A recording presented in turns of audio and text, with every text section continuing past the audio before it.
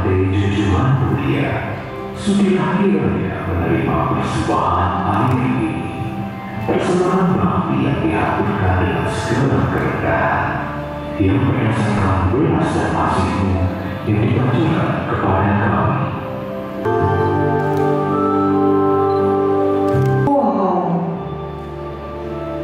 Duhai Bante junjungan mulia, sudilah kiranya menerima persembahan buah-buahan ini. Persembahan bakti yang dihaturkan dengan segala kerendahan, yang berdasarkan welas dan kasih-Mu yang selalu dipanjatkan kepada kami.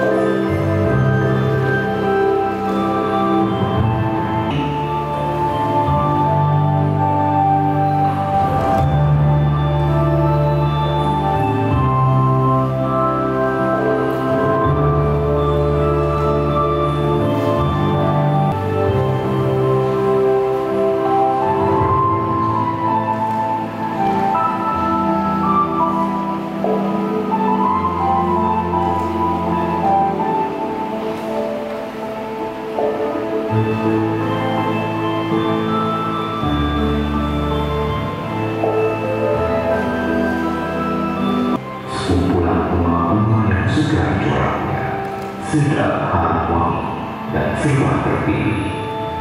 Kupersembahkan bunga-bunga ini di kaki sang guru, yang bentuknya bagaikan seroja suci. Dengan persembahan bunga-bunga ini kepada sang Buddha aku bersujud. Semoga dengan bakti ini tercapailah kebebasan.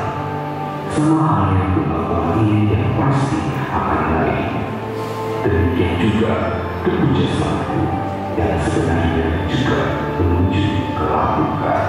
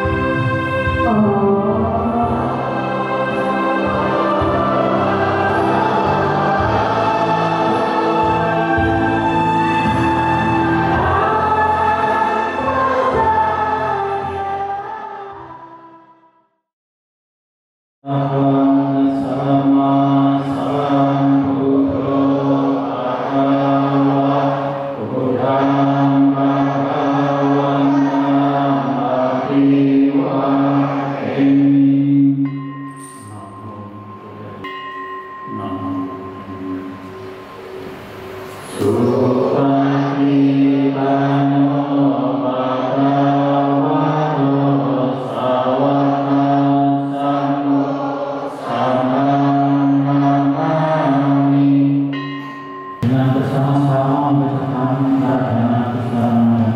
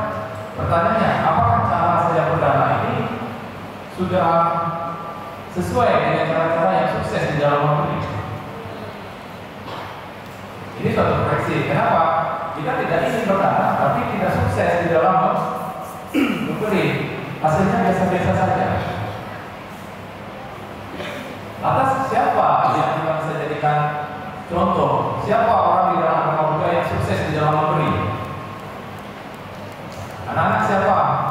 Orang di dalam agama Buddha yang sukses dalam memberi. Siapa? Buddha. Ada Sang Buddha. Dulu Buddha adalah orang yang sukses dalam memberi. Dia tidak pernah berkekurangan di dalam memperoleh materi. Yang pertama adalah memberi dengan penuh keyakinan. Jadi hafal ya, nanti akan kajian akan mengulang lagi. Memberi dengan penuh keyakinan. Kedua, memberi dengan hormat. Ketiga, memberi tepat pada waktunya. Yang keempat, memberi tanpa melekat dengan barang yang diberikan. Kelima, memberi tanpa merugikan diri sendiri atau orang lain. Inilah 5 prinsip sukses di dalam memberi yang perlu Anda catatkan dalam pikiran Anda. Kemudian apa itu memberi dengan keyakinan? Anda yakin bahwa pemberian ini adalah suatu praktek yang dianjurkan oleh Buddha. Anda yakin dengan Sang Buddha, Anda yakin dengan Buddha Dharma dan Sangha. Anda yakin dengan Bung Karno, kalau saya memberi kue yang enak, saya pasti akan memiliki sebab untuk mendapatkan kue yang enak. Kalau saya memberi barang bekas, saya pasti juga akan memiliki sebab untuk mendapatkan barang bekas. Kalau saya memberi barang yang berkualitas bagus, maka saya pasti akan mendapatkan sebab untuk mendapatkan barang berkualitas bagus. Enggak ragu tentang itu. Tidak dengan cara serampangan misalnya dengan satu cara. Tapi ini seperti kita mengajar tentang makan. Ya, so makan dulu. Nah, kita memberi nanti kita. Itu yang perlu kita lakukan. Sama seperti Anda ingin memberi kepada orang tua Anda sendiri. Anda tidak bisa bersikap sembarangan di dalam memberi. Ini adalah memberi dengan hormat. Ya, apapun barang yang Anda mau berikan atau Anda mau kasih ke orang lain, siapkan dulu dengan baik. Kemudian memberi tepat pada waktunya. Apa yang dimaksud memberi tepat pada waktunya? Contoh, ketika Anda ingin traktir teman Anda makan, apakah Anda traktirnya setelah dia makan atau setelah dia lapar? Setelah dia lapar kita traktir, itu waktu yang tepat. Tapi kalau traktirnya kita traktir berapa lagi, itu bukan waktu yang tepat. Sebelum jam 12 itu adalah waktu yang tepat bagi Anda untuk benar-benar. Kenapa? Karena kita berpuasa setelah lewat dari jam 12. Itu yang perlu diingat. Jadi ketika Anda ingin berdagang, katakanlah malam hari ini ada kue enak, sebuah nanti siapa ada kue. Oh, berarti Anda sudah tahu ini bukan waktu yang tepat.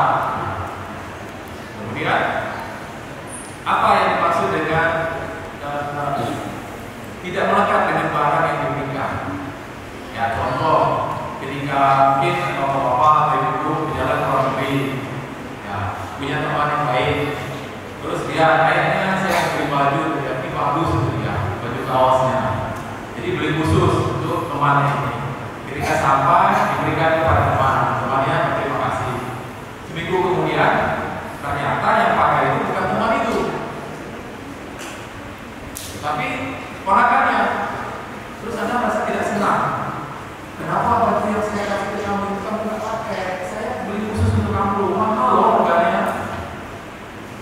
Nah, kalau ada pemikiran seperti itu, berarti Anda melekat dengan barang yang diberikan.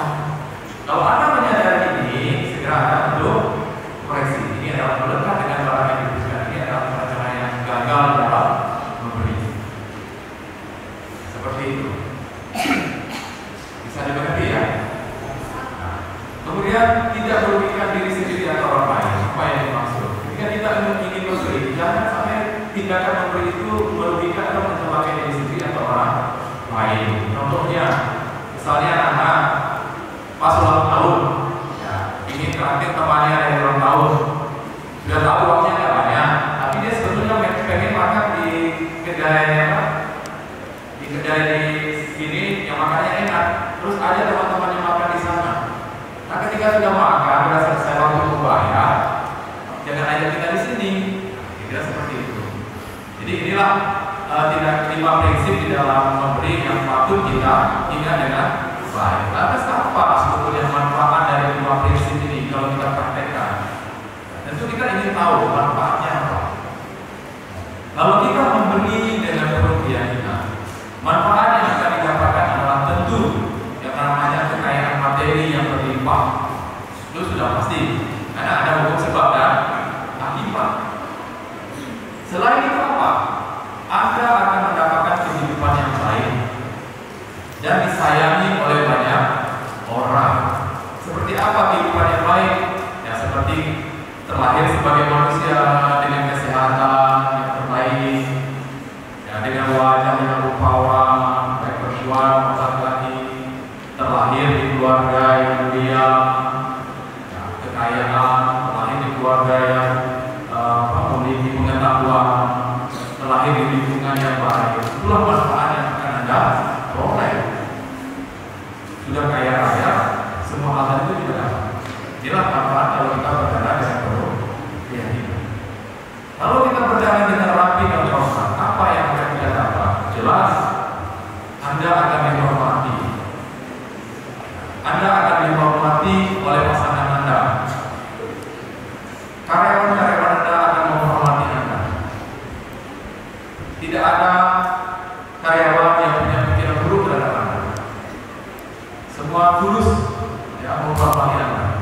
Begitu juga pasangan Anda akan mendengar apapun yang Anda sampaikan. Itulah manfaat yang Anda dapatkan. Makanya ada yang bilang dalam suatu rumah tangga kadang ada suami yang sangat dihormati ya, oleh anggota keluarganya, tapi ada juga kebalikannya, malah istrinya yang lebih dihormati daripada suaminya. Jadi kalau hal itu Anda pernah melihat, mungkin di kehidupan yang lampau mereka ini istrinya berdana dengan penuh hormat. Karena di kehidupan sekarang dia sangat dihormati dalam keluarga ini. Maka dalam keluarga besar ada kadang ama kita yang sangat dihormati, suaranya akan didengar semua orang. Malah akhirnya tidak berkutik masalah suaranya, malah tidak didengar. Ini juga tanda-tanda yang bisa kita amati. Kemudian kalau kita berdana tepat pada waktunya, manfaatnya adalah selain kekayaan yang Anda peroleh, apapun keinginan Anda pada waktu itu akan Anda dapatkan di waktu yang tepat. Ini adalah hal yang sangat penting. Apapun yang Anda butuhkan, apapun yang Anda inginkan, apapun yang Anda harapkan akan selalu datangnya di waktu yang tepat. Ketika anak mau sekolah, uang lagi ke Anda. Besok mau bayar, malamnya ada yang datang bayar hutang. Ini waktu yang tepat mendapat duit kan? Ya. Lagi mau makan, tapi lagi nggak sedang lapar, nggak punya uang banyak. Tahu-tahu teman datang. Bro, sudah makan belum? Belum. Kebetulan saya sedang lapar. Itu waktu yang tepat untuk kita dapat. Ya. Kalau Anda berbisnis, ketika muda, baru saja mulai bisnis, ya, proyek sudah datang, nggak henti-henti. Itu adalah waktu yang tepat. Kenapa? Selagi muda, kekuatan kuat, pikiran kuat, tenaga kuat, rumah penyakit, kekayaan sudah datang di waktu yang tepat, bisa digunakan dengan baik. Tetapi kalau kekayaan sudah datang di waktu kita sedang sakit-sakitan, pinggang sakit, kolesterol naik, tensi naik, jantung sudah pakai ring, mau jalan-jalan keluar negeri udah nggak bisa, berapa lagi waktunya? Itu yang dikatakan tidak tepat pada waktunya. Menurut Anda apakah Anda menginginkan ya, kekayaan materi itu datang di waktu Anda masih muda atau waktu sudah tua? Masih muda. Ketika sedang sehat atau sudah sakit-sakitan? Sakit ketika masih muda. Kalau ketika datang sudah sakit-sakitan, itu waktu yang tepat bagi para rumah sakit dan dokter untuk mendapatkan hutang. Karena Anda akan menjadi pelanggannya. Anda tidak bisa menikmati kekayaan itu dengan sepuas hati. Makanya ada yang bilang, uang juga tidak dibawa, tapi tidak bisa dipakai juga. Kita pasti akan kemudian apa manfaat kalau kita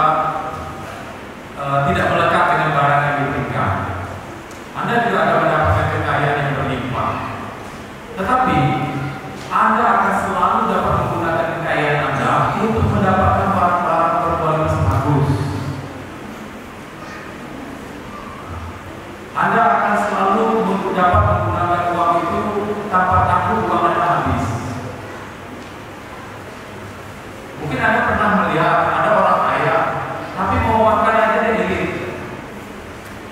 Atau mungkin Anda pernah mendengar atau cerita orangnya banyak duit, tapi barang yang dipakainya itu kayaknya terlalu murah, nggak sesuai dengan kapasitasnya.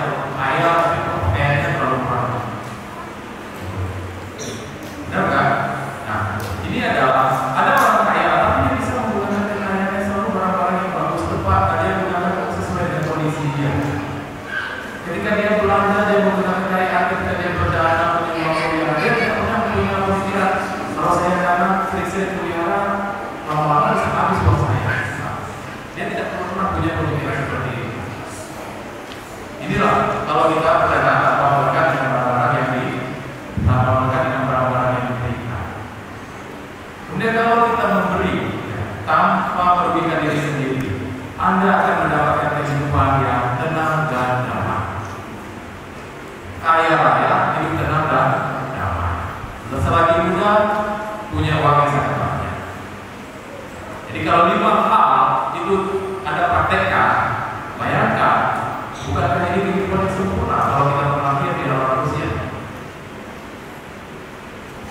Ketika Anda menjadi seorang raja, bukankah Anda akan menjadi raja yang berwibawa, disegani?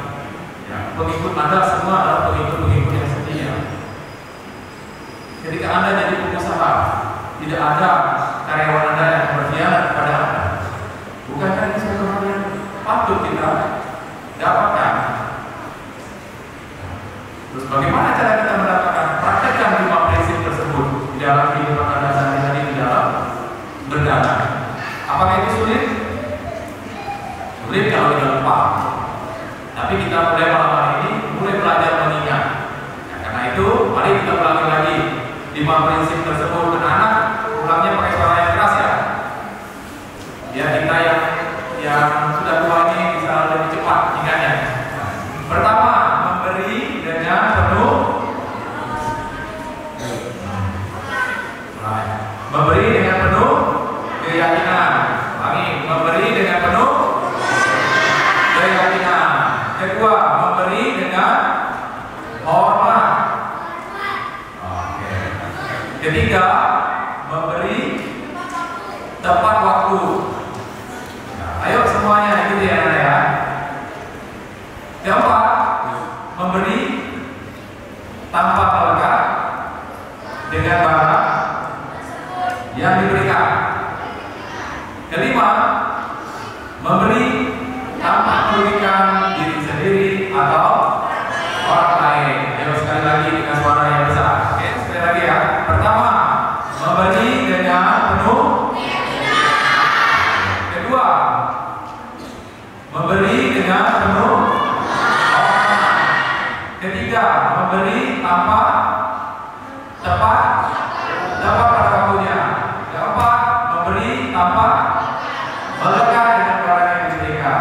Kelima, memberi tanpa merugikan diri sendiri atau orang lain. Jadi Bapak Ibu saudara-saudara sekalian, ya, saudara-saudara dalam agama, itulah 5 prinsip sukses di dalam memberi yang diajarkan oleh Guru kita. Saya yakin Anda adalah orang yang bersyukur, orang yang bijaksana, pasti akan menyimpan 5 prinsip ini di dalam pikiran Anda dan akan mencamkan dalam pikiran Anda dan untuk Anda praktekkan. Karena itu saya akan menuntut Anda di dalam renungan ya. Sukses di dalam memberi ini. Ikuti yang saya ucapkan ya. Saya akan memberi dengan penuh keyakinan, dengan rapi dan hormat, tepat pada waktunya, tanpa melekat dengan barang yang diberikan, juga tanpa merugikan diri sendiri atau orang lain. Saya akan mempraktekkan 5 prinsip ini dalam memberi seperti yang dilakukan oleh bodhisattva dan orang-orang bijak. Setelah melakukannya,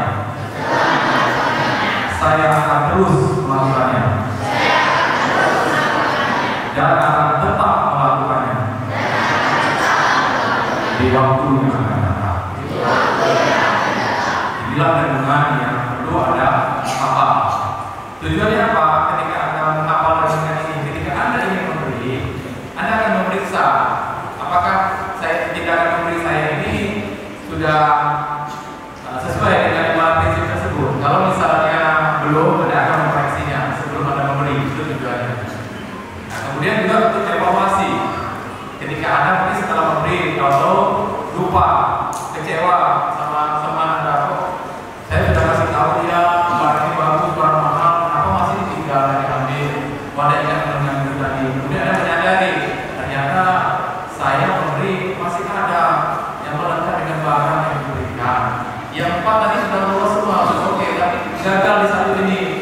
Kemudian Anda mengingat di kemudian hari, mungkin karena saya kurang perhatian, kurang tulus di dalam memberi, kurang melepas. Ya, sejak hari ini dan seterusnya saya akan berusaha lebih kuat lagi agar saya bisa melepas apapun yang telah saya berikan. Saya tidak akan mempersoalkan lagi. Terserah orang itu mau pakai, mau buang, itu adalah urusan. Ya, itu tujuan dari renungan. Jadi bukan kita menggunakan sekarang mau beri baru dihafal, bukan seperti itu. Itu untuk kita ingat. Karena kalau kita ingat, maka akan mudah bagi kita untuk menerapkan prinsip-prinsip itu di dalam praktik memberi, di dalam kehidupan sehari-hari. Sekecil apapun praktik itu di dalam memberi, Anda tetap melihat kriteria dari 5 prinsip ini. Kenapa? Kita lakukan praktek yang kecil-kecil dulu, karena itu lebih mudah dan lebih mudah juga untuk melepas. Anda praktekkan. Kalau ini sudah tertanam kuat di dalam diri Anda, yakinlah semua itu akan tertanam di arus kesadaran Anda. Ketika kehidupan ini berakhir, jika penyakit baik lagi terlahir di alam manusia, maka arus kesadaran itu yang kita sebut dengan caga, sifat kedermawanan itu akan muncul di dalam hati Anda ketika melihat atau ada yang mengajarkan tentang tindakan memberi, dan itu akan lebih mudah masuk ke dalam diri Anda. Itu lebih mudah berkembang di dalam diri Anda. Itu pentingnya. Kemudian Bapak Ibu, saudara-saudara dalam agama, ketika kita ingin memberi, itu ada benda yang ingin diberi, benar? Ya. Ada kisah seperti ini. Pertanyaan ini topik yang kaya. Menurut saya namanya wanita suka. Tapi ini menurut saya cukup bagus untuk saya sampaikan karena ada bapak-bapak di sini. Anda adalah pebisnis berdagang. Ibu-ibu juga. Pertanyaan yang boleh saya bertanya kepada saudara begini. Bante, ada orang melakukan bisnis, tapi hasilnya selalu gagal. Dan orang yang lain melakukan bisnis yang sama, hasilnya tidak sesuai dengan harapan. Dan orang lain melakukan bisnis, hasilnya itu sesuai dengan harapan. Dan orang lain lagi yang berbisnis, ketika dia berbisnis, hasilnya itu melebihi dari harapannya. Apa sebabnya Bang? Pernahkah bapak-bapak melihat atau mendengar ada teman bisnis tapi selalu gagal, tapi ada yang melebihi dari harapannya? Masih ada pernah mendengar ini juga Pak, ibu ya? Tentu ini sebenarnya satu pertanyaan bagi kita. Apa sebabnya ada hal-hal seperti ini? Dia tidak menunaikannya dengan tuntas, bahkan dia lupa, bahkan mengabaikannya. Makanya, karena dia tidak memenuhi undangannya itu, janji dia kepada batinnya, maka ketika dia terlahir sebagai manusia dan melakukan dagang atau bisnis, apapun bisnis yang dia lakukan, gagal. Itu sebabnya. Kemudian, kemudian ada orang lain apa? Seseorang datang kepada pertapa, kemudian ia mengundang. Ketika partainya minta, ia memberikan barang yang tidak sesuai dengan apa yang diminta. Bante, jangan iPhone, jangan Xiaomi lah Bante, HP iPad saja, kan sama saja. Ya, gitu. Atau dia pernah janji, nanti kalau Bante butuh iPhone, saya belikan iPhone yang baru. Ketika diminta, Bante jangan iPhone lah, merek Xiaomi aja bagus kok, nggak kalah-kalah, kan fungsinya juga sama. dia danakan barang yang tidak sesuai dengan yang dia janjikan atau yang dia tawarkan atau yang diundang ke batinnya. Artinya dia tidak memberi sesuai dengan harapan. Ketika dia berbisnis, maka hasil bisnisnya juga jatuh pada tidak sesuai dengan harapan. Kemudian ada yang pergi ke petapa yang mengundang dan dia memberi sesuai dengan apa yang dia janjikan, yang dia undang. Maka ketika dia berbisnis, dia akan selalu mendapatkan hasil sesuai dengan harapannya. Dan untuk yang keempat, melebihi harapan. Berarti kalau ada butuh iPhone, saya hanya cuma bisa kasih Android berarti. Ketika berarti, handphone saya rusak ini, saya butuh handphone. Karena Anda sudah tahu, berarti tetap. Oke, berarti saya belikan. Tahu-tahu yang dapat iPhone 14. Wah, ini melebihi dari harapan saya.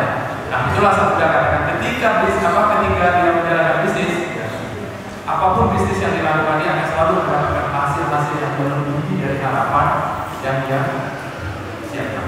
Itulah Bapak Ibu saudara sekalian dan saudara-saudara, pentingnya kita berdarah dengan 5 prinsip. Kemudian pentingnya juga ada untuk pewarana, mengundang ibu untuk kalau ada kebutuhan yang Anda dibutuhkan, Anda boleh untuk mengundang untuk silakan minta ke saya. Itu boleh diundang dengan perhitungan spesifik yang jelas. Misalnya kalau berarti butuh kebutuhan pokok kayak jubah, ada makanan atau sabun-sabun untuk kebersihan. Kalau berarti yang kurang sehat, mau periksa ke dokter, berarti boleh hubungi saya. Maka ketika hal itu terjadi, Anda akan ketika berarti misalnya datang ke sini atau selanjutnya, ketika badan kurang sehat, apa saya butuh ke rumah sakit, Anda akan bawa. Itu sangat mudah. Kemudian kalau misalnya Anda punya ekonomi yang bagus, misalnya tidak khawatir lah, berarti meminta apa saja, BPS dia bisa berikan. Anda boleh bawakan berarti apapun yang Anda butuhkan. Ya, selama hidup, selagi berarti disini jadi ibu, boleh minta ke saya. Artinya unlimited istilahnya, berarti mau minta iPhone pun saya berikan, tidak khawatir misalnya. Itu juga. Tapi yang namanya pewarana itu bisa yang namanya tidak mengikat. Harus diingat, itu tidak mengikat. Ketika Anda diminta pada waktu itu kondisi ekonomi kurang bagus, Anda boleh menyampaikan, berarti saat ini keadaan ekonomi saya sedang jatuh. Saya tidak mampu memenuhi apa permintaan partai karena itu melebihi dari kemampuan saya. Itu tidak melanggar dari yang 4 tadi itu. Mengerti ya? Kalau yang tadi dia memang memberi, dia mengabaikan. Yang kedua, dia tidak memberi sesuai dengan apa yang diminta. Ini memang dia mengaku dulu. Dia sudah mengundang, tapi dia mengaku karena ada kondisi ekonomi yang memang lagi jatuh. Jadi dia menyampaikan, apakah itu berdosa? Apakah kita kena kapal dulu karena tidak menunaikan? Tidak. Karena bahasa itu tidak akan memaksa sesuatu yang memang tidak bisa. Jadi bagi Anda jangan takut untuk pewarana. Karena ada hal kecil yang kadang dibutuhkan oleh ibu, tapi tidak bisa minta. Karena di sini bukan anggota keluarganya. Jadi kita tidak bisa minta kepada Anda karena tidak ada hubungannya. Ya contohnya mungkin saya butuh tiba-tiba habisan pulsa, saya butuh pulsa misalnya, mau minta siapa? Sebenarnya sudah habis, itu juga bisa saya Romo saya pernah pewarana, Romo saya butuh pulsa, ya 20.000 aja, nanti bisa aktif kembali. Nah itu kita bisa minta tidak dikatakan berdosa sambutan. Jadi Bapak Ibu, saudara sekalian, anak-anak dalam agama, demikianlah dalam di sana. Semoga Anda dapat mengingat 5 prinsip ini dengan baik. Kemudian apapun yang Anda janjikan atau apapun yang Anda undang kepada orang lain, ya, apakah itu pada biku atau pada sanak keluarga, tunaikan itu ya sesuai dengan harapan. Maka harus bisa melebihi dari harapan. Karena itu Anda akan mendapatkan sebab-sebab di kehidupan yang akan datang. Apapun yang akan Anda dapatkan atau apapun yang Anda usaha yang Anda lakukan akan selalu melebihi dari apa yang diharapkan. Ini adalah suatu hal yang luar biasa, penting dalam Saya yakin Anda pasti akan senang mendapatkan sesuatu yang melebihi dari harapan Anda. Jadi demikian, dan di sana semoga Anda dapat mempraktikkannya dan mengingatnya dengan baik. Terima kasih atas perhatian Anda. Selamat malam. Wassalamualaikum warahmatullahi wabarakatuh.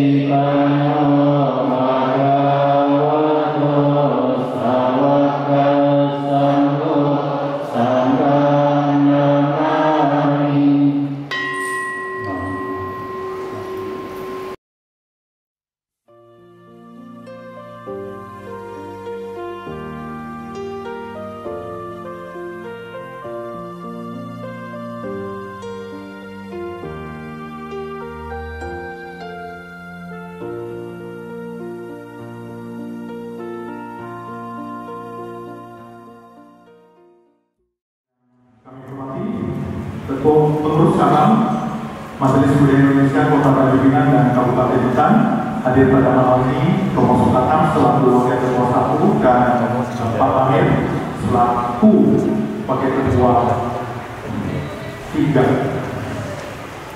Kemudian ada Pak Wikyong selaku Lembaga Sosial Ekonomi dan Romo Song selaku anggota Dewan Pengawas.